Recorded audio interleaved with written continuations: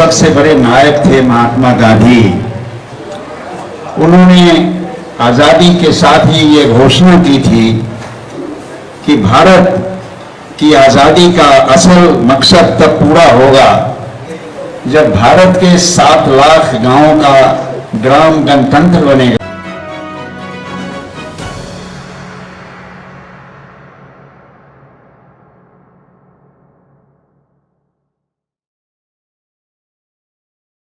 सबसे बड़े नायक थे महात्मा गांधी।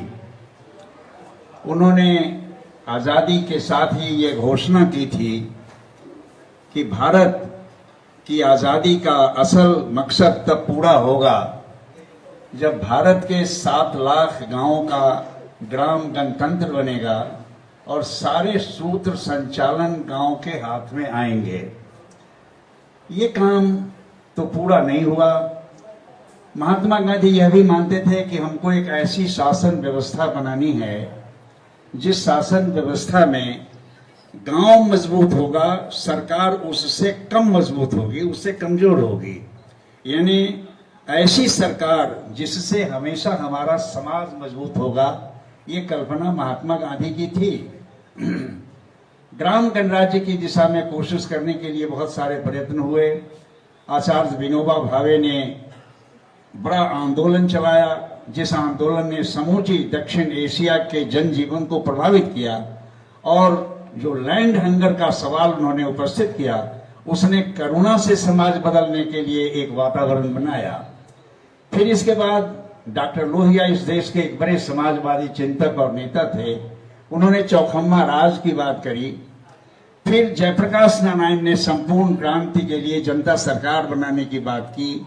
लेकिन वो काम आज जहां है वो फलदायक नहीं बना, ऐसा सब लोग महसूस करते हैं।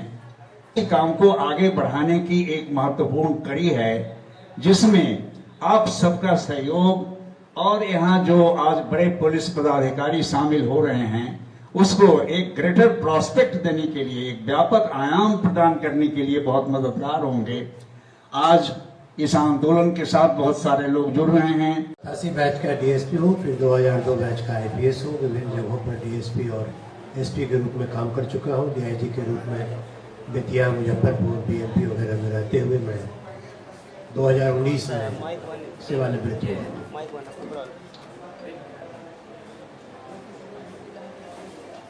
तुम्हें बस मौत की चिंता, अहम तो देश है बच्चों। तुम्हें बस मौत की चिंता, अहम तो देश है बच्चों। मिलेगा वक्त तो देखेंगे हम तेरे मसाइल भी। अभी मसला सियासत का जरा दरपेश है बच्चों।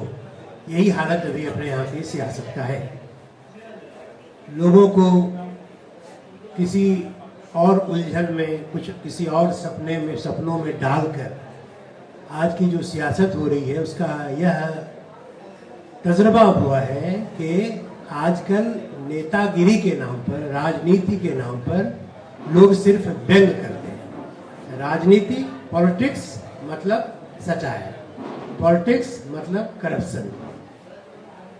बहुत दिनों से जब हम स्टूडेंट लाइफ में थे तब सोचा करते थे कि कोई ऐसा वक्त आता कि हर एक परिवार से, हर एक गांव से, हर एक समाज से एक एक अच्छा आदमी निकल के आता जो कि राजनीति में आता और इस पूरे वो अपने वृषभ कंधों पर ये पूरे जुआ का भार ले लिया होता।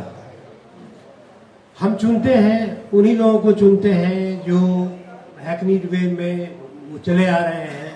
किसी का खानदानी राजनीति किसी की चल रही है, कोई दल विशेष बना करके अपनी थाती समझकर राजनीति कर रहा है। सुराज, उसको आप या तो स्वराज कहें, अपना राज कहें, या सुराज यानी सुंदर राज कहें। यह राज अभी तक नहीं आ पाया। एसके पासवान जी 78 बैच के इंडियन पुलिस सर्विस, भारतीय पुलिस सेवा के यूपीएससी से क्लियर किए हुए हैं। मैं 86 बैच में भारतीय पुलिस सेवा से यूपीएससी से हूँ।